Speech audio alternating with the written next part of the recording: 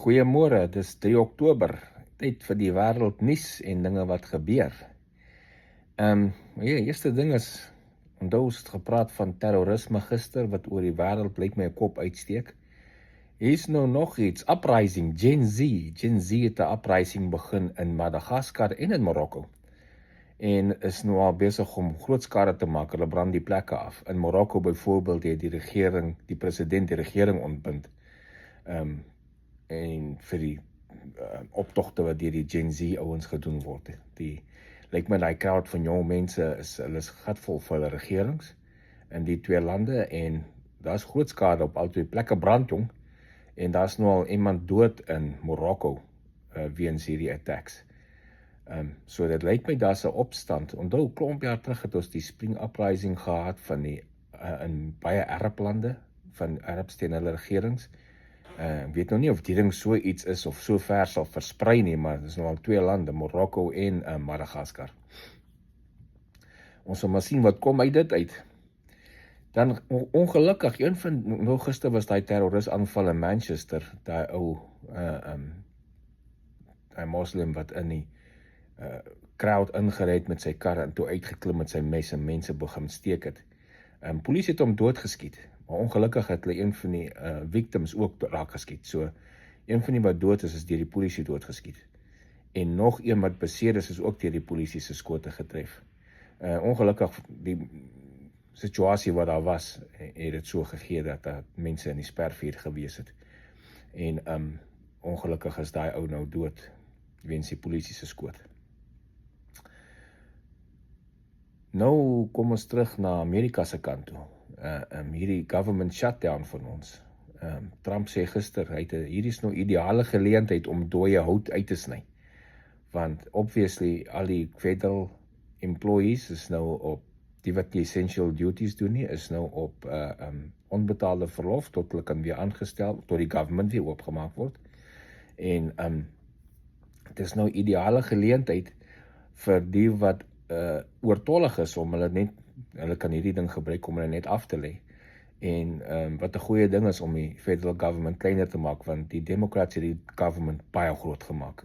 Onnodig, dat het elke keer as hulle in charge kom en dan maak hulle nuwe departemente oop en al dis soos amper 'n job creating business. En Trump sê, hy gaan nou hierdie geleentheid gebruik maak om die dooie hout uit te sny. So ons sal nou sien hoe vinnig gaan die Democrats inspring en sê, kom ons saai maar die budget dat hy kan deurgaan. Ek weet nie hulle koppe nie, en ek weet nie hoeveel van hulle gaan hulle jobs verloor einde met volgende jaar se midterm verkiesings nie. 'n Ander ding van World Trade en so aan, Botswana is nou op 'n close, hulle is amper op finale talks besig om 'n groot deal te maak met Amerika om 0 tariffs te kry, spesifiek op hulle diamantuitvoere. Botswana se ekonomie rely nogal baie op hulle diamante, en daar was laas jaar dat hulle 50% drop in sales gesien van diamante en so aan. So nou as jy kan 'n deal kry met Amerika byvoorbeeld met 0 tariffs, dit gaan hulle help om weer hulle produksie en hulle sale van diamante op te stoot, wat hulle gaan help om hulle ekonomie op te stoot. So hier's 'n goeie ding vir Botswana, dat hulle kan help om hulle ekonomie te versterk. 0 tariffs sal vir hulle nice wees. Dan kom ons by terrorisme terug, by die terrorisme. Onthou ons het gepraat van laas week en die week voor dit het drones in Europese stede veroorsaak dat sekere lughawens gesluit was vir kort rukke. Gister is nou die Munich lughawe in Duitsland gesluit weens drones. En onthou 'n paar dae terug was die hele Munich Oktoberfest gesluit weens bomdreigemente.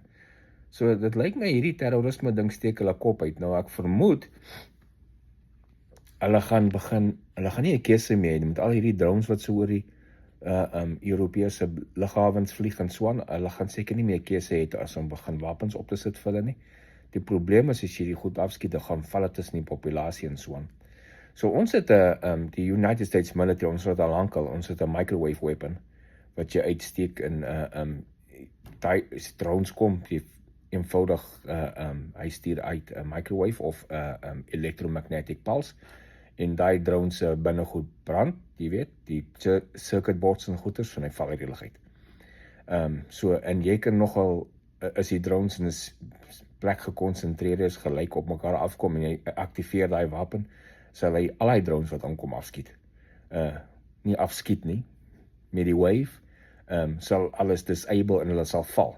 Nou die probleem is, as dit groterige drones is, en hang af in die populasieomgewing, kan dit tussen die populasie val. Dis hoekom hulle, onder laas jaar was daar ook drones wat hulle vermoed het, daar was drones en goed, en daar was sekere drones daar in Pennsylvania om die lughawe goeders.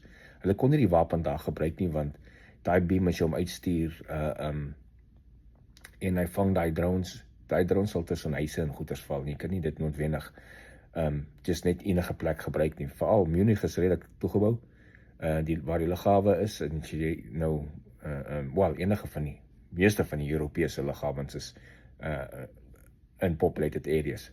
So ek weet nie of hulle so iets sal aan dink om so iets te doen nie, maar eventually gaan hulle nie regtig 'n keuse het, behalwe as dit begin cool down. Jy weet, wie ever die drones vlieg, raak nou maar moeg vir hulle self en hou op maar mee. So, nog 'n ding wat ons moet sien wat gaan uit vandaan kom. Dan kom ons by die history uit van wat gebeur het op hierdie dag in ons geskiedenis. Ons gaan al die pad terug na 1789 toe.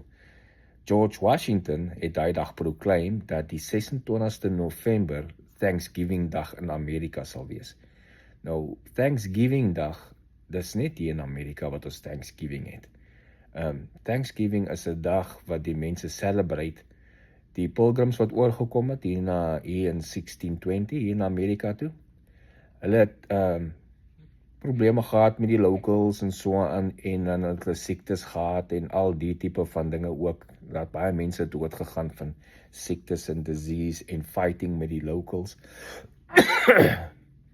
Ekskuus tog, en so, en eventually het hulle nou vrede gemaak, veral met die locals, dan het hulle begin kos uitdeel vir mekaar, jy weet, hulle het sommer fees gehad wat sommer 'n week lank gehou het, en dit is dan later genoem Thanksgiving, dat hulle gee thanks vir dit wat die swaar kry tye is verby, en toe word geproclaim hier in 1789 deur George Washington, dat 26 November is Thanksgiving dag. Nou, 26 November, jy weet, elke jaar is op 'n verskillende dag, en hier in 1863, ook op vandag, 1863, het Abraham Lincoln daai ding verskuif van die 26ste November af, tot die laaste donderdag van November. So van toe af is dit elke jaar die laaste donderdag van November, het ons Thanksgiving hier in Amerika, en dan op die Vrydag, baie jare later, het hulle nou die Black Friday ingebring, en dis maar recently in die 20ste eeu ingekom. Black Friday op die dag na Thanksgiving is nou 'n dag wanneer almal kan winkel toe gaan en goeders gaan koop, en gewoonlik het hulle goed gaan begin koop, voorberei vir Kersfees en so aan.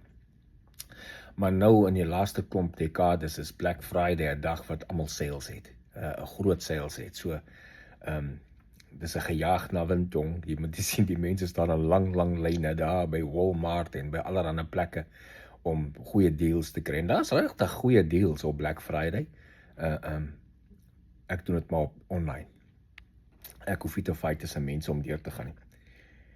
Dan in 1932 het Irak sy independence gekry van UK af, Brittanje af, in 1932. Irak toe sy eie land geword.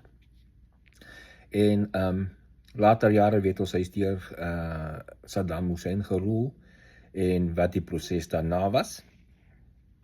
Hy was ook op 'n stadium in 'n oorlog tussen Irak en Iran, voor die Eerste Golfoorlog plaasgevind het, tussen die Weste, dan in Irak, toe Irak vir Kuwait invaded.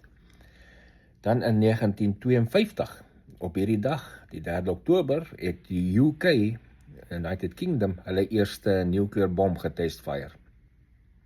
Dit het dan gemaak die dag dat die UK die 3de wêreldmoondheid geword het wat nuclear wapens het. En as jy kyk terug, dis 1952. Intussen het nou 'n paar lande bygekom, en Ons sit met wapens, nuclear wapens wat die hele wêreld kan verwoes. So Amerika en Rusland lei nog die getal wapens. Rusland het die meeste, Amerika tweede meeste, elkeen so 5000 wapens.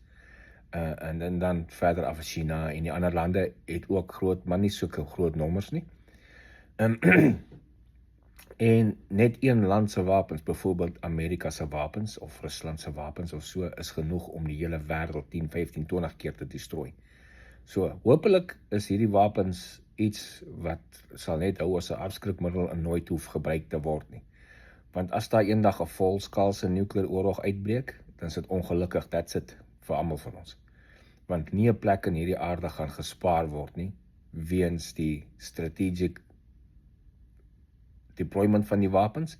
As dit 'n ooste teen 'n weste deployment is, gaan obviously al die oosterse lande, Rusland, China, Indië, hulle gaan almal getarget wees. Hulle target ook die weste, die hele Europese, Amerika en so aan.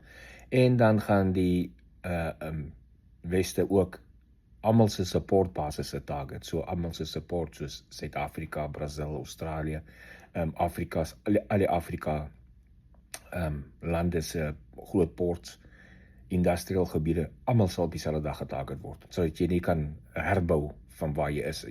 Dat jy nie jou bondgenote kan gebruik om te herbou nie. So dis gone. Stading begin op volskaalse nuclear oorlog, is dit gone vir ons almal.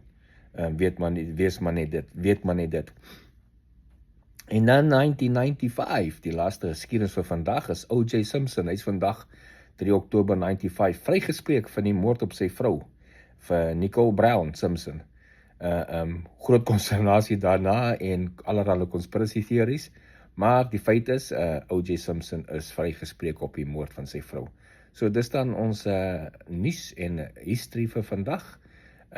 Dis Vrydag, so ons volgende nuusberig sal eers weer op Maandag wees. Baie dankie en geniet die dag.